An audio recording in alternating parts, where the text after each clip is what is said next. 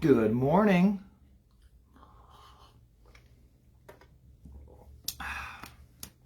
Anyone jealous of my revival church cutoff? Yeah, it's a one of a kind. You gotta know special people to get one of these. Or you just have to own your own heat press and make all the t-shirts. So, whoa. I wish that I edited these videos, for what it's worth. Can you guys join me? There's only a few of you. Okay, you're coming. There's 3 people, 4 people. They're coming. Waiting for our friends to get here. That way we can all be in this together.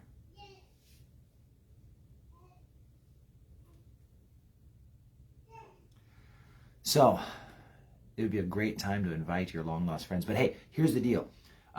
You all know me and the way I work. Man, it's like my dream. Seriously, this has been my dream for as long as I've been at Revival Church, as long as I've been in Grandview. I'm waiting for the day that someone with a passion for video editing comes around. And they just love editing videos because, man, does my mind explode with ideas. And if I had the time, I would do it.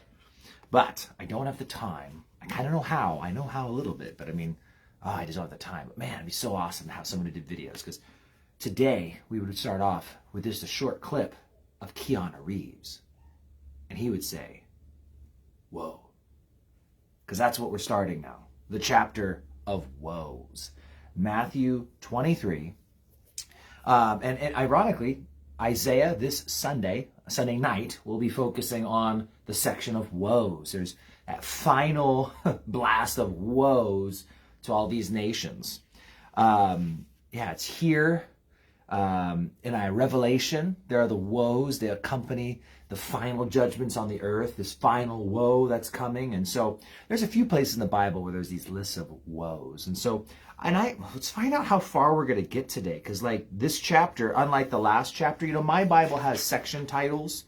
In chapter 22, started with the parable of the wedding feast, paying taxes to Caesar, marriage and the resurrection, greatest commandment of them all, David calling his son Lord, 5 sections.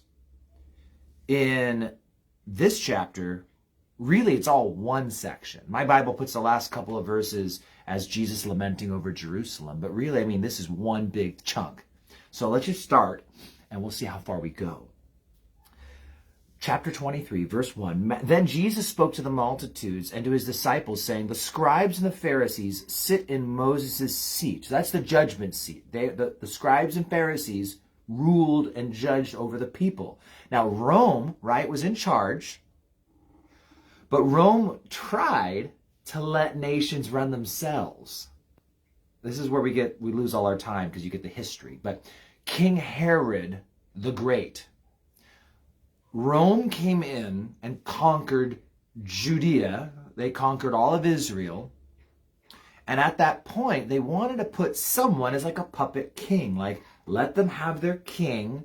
And they picked Herod the Great. And Herod the Great wasn't even really a Jew. He was Idumean.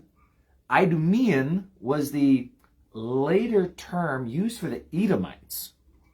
When the Nabateans, this Arab race, came in, they pushed Edom out of their homeland into southern Israel.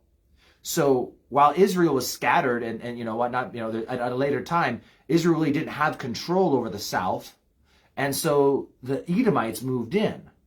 Under the Maccabees, Judas Maccabeus and whatnot, when they came and kicked out Antiochus Epiphanes, and they fought back against the Seleucids, they came down and conquered the Idumeans, and they forced them, their ancestral brothers, the descendants of Esau, they're descendants of Jacob. The Idumeans or the Edomites are descendants of Esau. So they're those ancestral brothers or cousins. They forced them to become Jewish in a sense. They forced them, you're in our area, you get to live here, but you're going to be Jews. You're going to get circumcised, you're going to follow the law, but they still weren't Jews.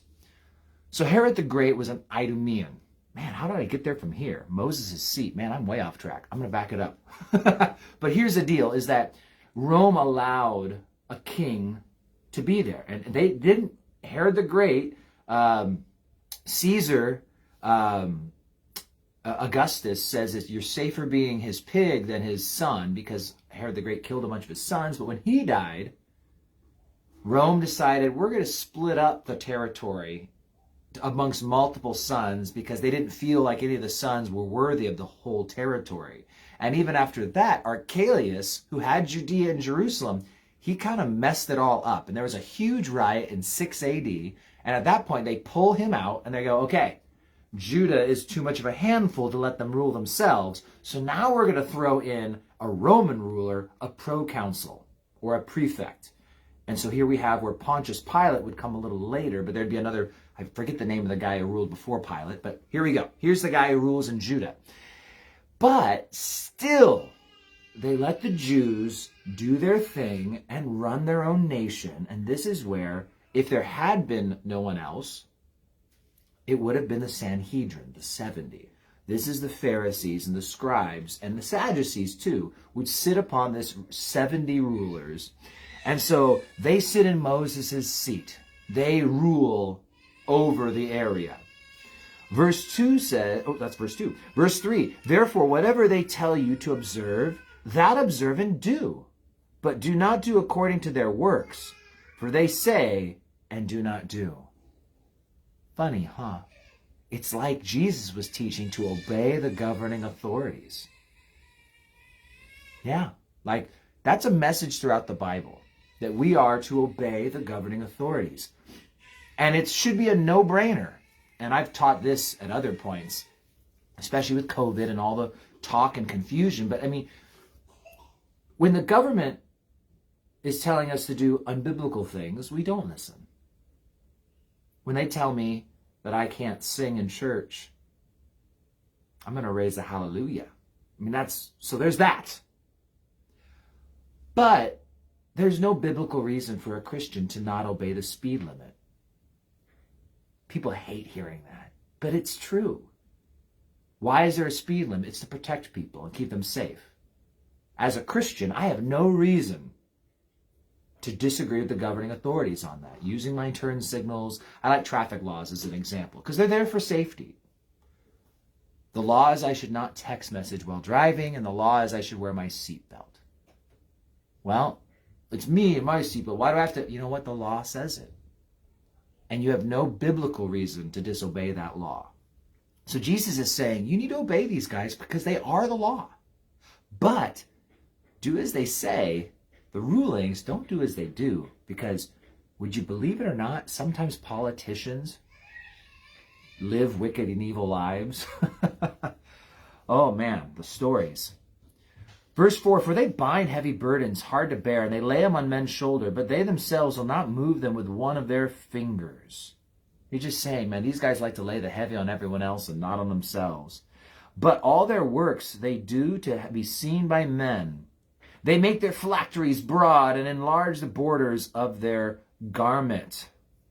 So the phylactery and the borders of their garments, that's literally the talit, the little tassels. So the borders of those tassels. You see Jewish people, if you go to Israel with us, right, you see them everywhere. I mean, as soon as you get on the plane to Israel, you start seeing all the Hasidic Jews with their hats and their cool curly Q sideburns, and they've got the talit.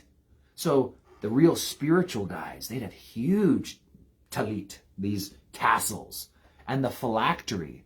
So this is when, in multiple places, the Shema comes to mind, Deuteronomy 6, where it says, you bind this to your wrist and as a frontlet between your eyes. Now, that was supposed to be symbolic of something, that you would have God's law attached to your hands, so that all you do is according to God's law. And it was supposed to be, as I like the Septuagint renders it as frontlets before your eyes. And a frontlet is like when a horse has those blinder things, that's a frontlet. That God's law should be like the frontlet that a horse wears, so that it doesn't get distracted by things off to the side, and it just focuses on the path it's supposed to be on.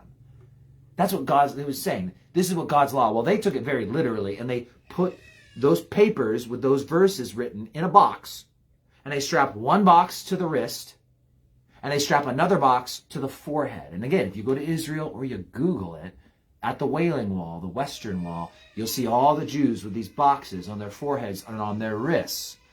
So Jesus is saying, yeah, these super spiritual guys, they get bigger boxes. Next thing you know, you've got a luggage, chest fastened to your forehead because you're just so spiritual. But he's saying they do all these outward works to look spiritual. Verse 6, they love the best places at the feasts, the best seats in the synagogue, greetings in the marketplaces, and to be called by men, Rabbi, Rabbi. Jesus, we should be familiar with Jesus discussing someone going and sitting at the best seat and being humbled and saying, no, you need to go sit over there. And how better it'd be to sit at the worst seat, be brought to the front by the master. They choose. Give me 1 second. I'm going to go peek at something. Don't mind me.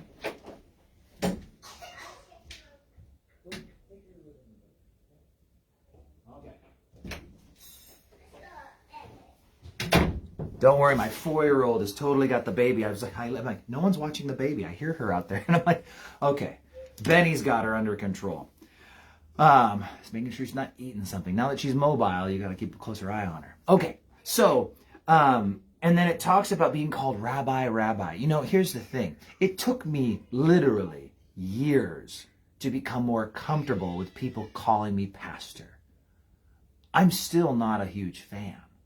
I understand, especially culturally. There he comes, Holy Rabbi Pastor Joe. Enrique, of course, I remember at the men's retreat we went to, Enrique, where you and the guys kept calling me Rabbi, Rabbi, Rabbi. They would try and chase me down. And I don't mind the jokes. But it took a while for me to because these guys are joking, and actually it's the jokes that are, I can brush off easy, but oh, pastor. And it's just I'm just a guy. I'm just a guy. And that's at least my heart. And I hope my heart stays that way. But these guys, they loved it. I mean, yes, call me. And I will throw this out here for you guys. When I have seen church leaders demand to be called by their title, that is always a red flag for me. To me, personally, that's weird. And I've seen it. And here's the funny thing is, oftentimes it's the people who either have the wrong title or in a position they don't belong in. They're the ones who want it all the more. I remember the youth talking about a trip that they did back in the day, and they said, the pastor from this one church always wanted to be called pastor. And they were like, it was weird. And I know for a fact that we have locally, I don't know where he's at now, but I know homie in Sunnyside, there's an apostle in Sunnyside, and he always demands to be called apostle. And I'm like, yeah. When people demand to be called a title, there's something kind of funky there. I'm just saying, that's a heart thing.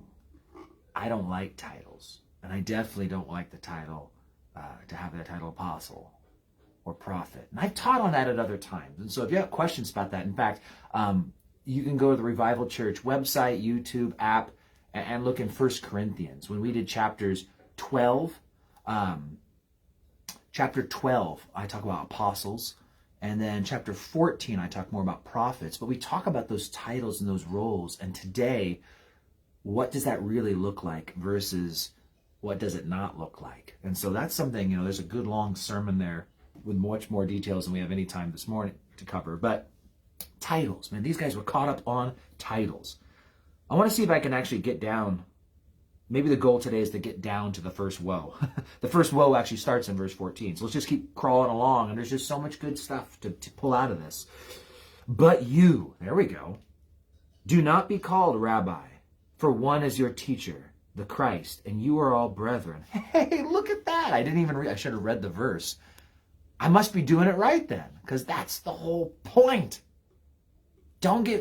You must be called. That's even why in our church, I'm reluctant. I really am. I see the need for positions, so there's at least clarity with who do I go to and things like that. I don't like the title deacon.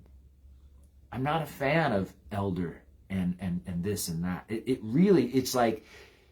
becomes a head thing, and people start getting full of themselves. And so it's something where it's I'm just very slow and reluctant to give away any titles. Who do I respect in my church? The ones I see and see serving and see filled with God's Spirit, evidenced by their behavior and their love of others and their desire for the lost. Enrique, you're never going to get a title, but I respect you a ton. I mean, that's the point. It's like, I don't want it as, you're this and you're that. It's like, you watch and find the people who are leading and the people who are serving, the people who are being asked, will you do this? Will you cover this? There's a reason they're being asked. It's because they're entrusted. But the titles, man, they mess with people's heads. So I've even talked recently about pastors, and it's like, can this be a pastor? Can that be a person? It's like, I don't know. Some churches, there's a lot of pastors, and it's just like, why can't they just be the children's ministry director and not the children's ministry pastor? The worship leader, not the worship pastor. And hey, if people have that title, it's not a big deal either. Like, because I get it too. Like, I got a friend, I know Brandon and I are friends, and he's a pastor down in Tri-Cities, the worship pastor. But homie is doing, he's a full-time job. That's his full-time vocation, and he treats it like a ministry. So it's like, I don't have a problem with it either, right? It's like, I'm just saying, for me personally, titles, man, they create issues. They create head problems, and it's the exact problems we're reading about with the Pharisees. All right, verse 10. Oh, wait, we just read that. Do not be called teachers, right? All right. Oh, and then, there we go. Do not be called rabbi. Verse 9, and do not call anyone on earth your father, for one is your Father, he who is in heaven. So, we're running into a serious problem now for the Catholic Church. I just had a conversation yesterday with some people, and I said, the first thing that always needs to be laid down is in a textbook, in a true study, not on opinions, there's an umbrella of Christianity, the followers of Jesus Christ.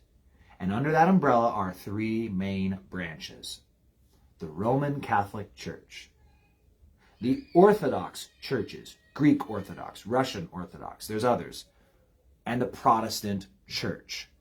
And most of us who I'm assuming watch this are familiar with the Protestant churches. Those who protested the Roman Catholics back in the 16th century, 15th century, Luther and all that, right?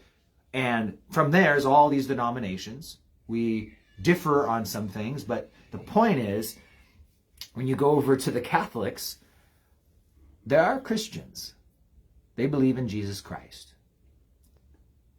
And they've got a lot of other whacked out beliefs. But if salvation is by grace alone through faith alone, then many of them do believe in Jesus Christ, and it's by his grace they'll be saved.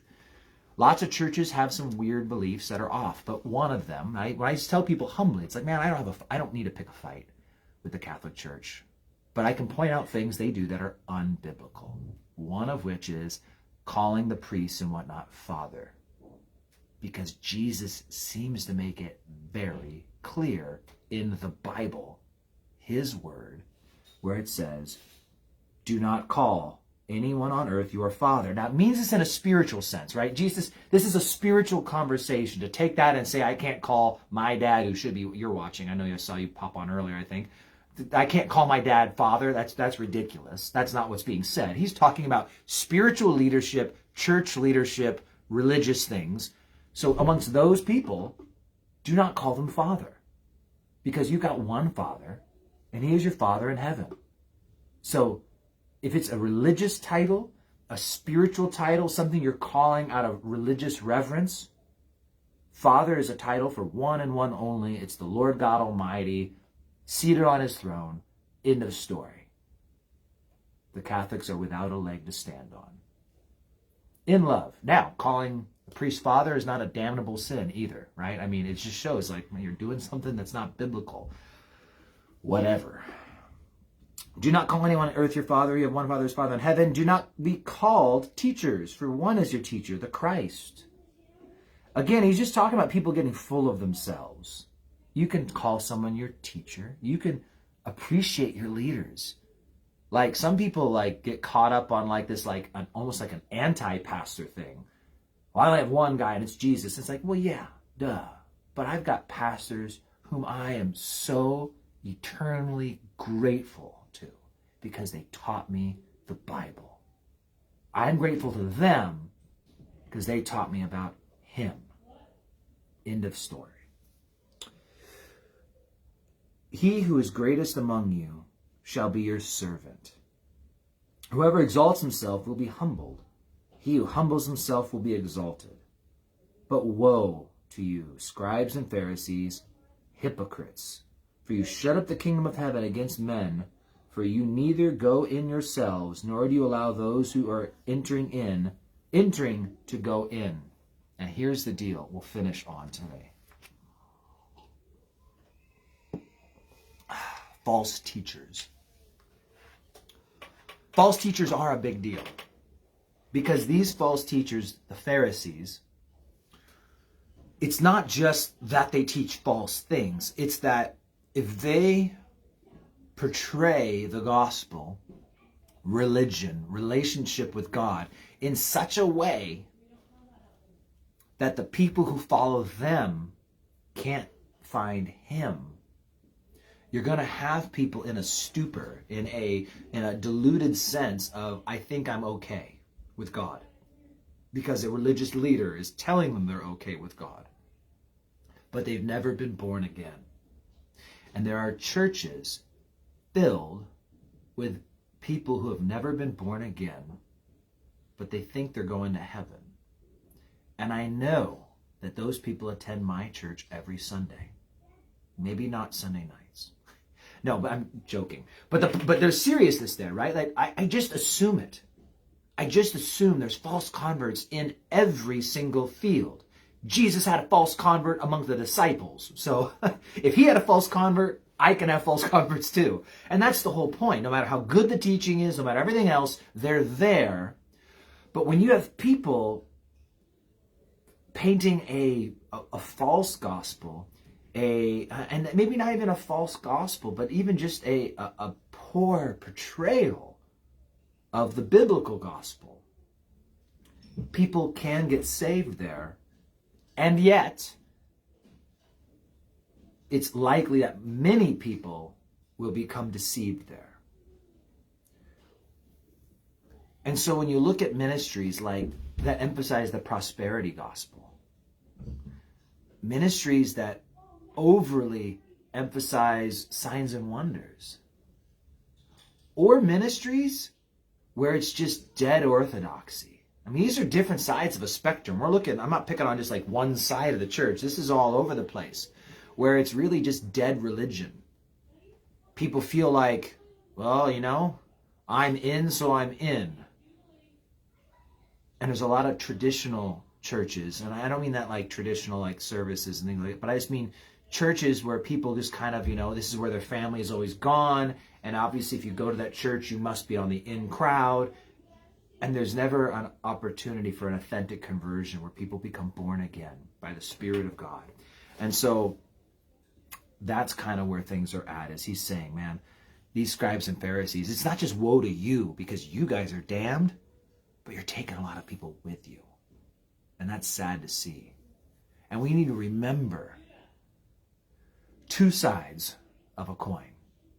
1 Corinthians is my favorite example, where Paul calls these people blood-washed believers saved by grace, brethren in Christ, and yet they were so carnal that he could never recognize them as Christian by their works. If you looked at them, you would assume that they were hellbound, but Paul said otherwise. But more related to today, there are those that Jesus talks about back in Matthew chapter 7, 23, right around there, right? Do not be deceived, right? And many are going to say to me in that day, Lord, Lord. And they're not going to enter the kingdom of heaven. And these are people who are doing wonders, casting out demons, right? They're doing all these things. But Jesus is going to say, I never knew you. Ever. And so there are a lot of churches. I mean, you can imagine. We're doing wonders. We're doing miracles. I'm just going to flip back because I've got that verse memorized enough, but I like, accuracy. Not everyone who says to me, Lord, Lord, shall enter the kingdom of heaven, but he who does the will of my Father in heaven. Many will say to me that day, Lord, Lord, have we not prophesied in your name, cast out demons in your name, and done many wonders in your name? I mean, those three things that Jesus specifically, Jesus chose those three things. Why did Jesus choose them? It's Jesus's choice, right? But do not those three things even sometimes describe even certain churches? Like, man, it's prophecy, casting out demons, doing wonders. And he goes, yeah, many people are going to have done those three exact things. And I'm going to say, declare to them, I never knew you. Depart from me, you who practice lawlessness. And what it is there's signs and wonders going on, but then at the same time, these people are still living in sin and they're not changing their lives. And there's just something not right when the same people have to go back week after week and get delivered again from the same thing they were delivered from. And so in short, Jesus is warning the scribes and Pharisees, you're leading people astray. And woe to you. And when Jesus says woe to you, that's a big deal. Well, the woes are going to continue. Verse 14, verse 15, verse 16, verse 23, verse 27. So we're going to see verse 29. I mean, there's more than I'm probably missing here. So maybe on Monday, we'll chug along and we will continue to see all these warnings. But there's a lot of good warnings. And guess what comes after this? Matthew 24. All of that discourse. That's awesome. It's all end times. So first we get to talk about false stuff and bad teachers. Then we get to have a whole chapter about the end times. That'll take us a week or more to chug along through. So, hey, God bless you guys. Stay cool. Go to church, wherever your church is. Stay faithful.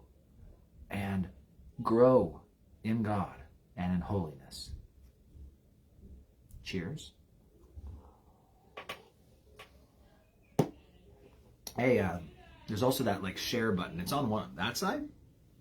That side. I don't know. You can always share this out if you think maybe something you heard today would benefit someone you know.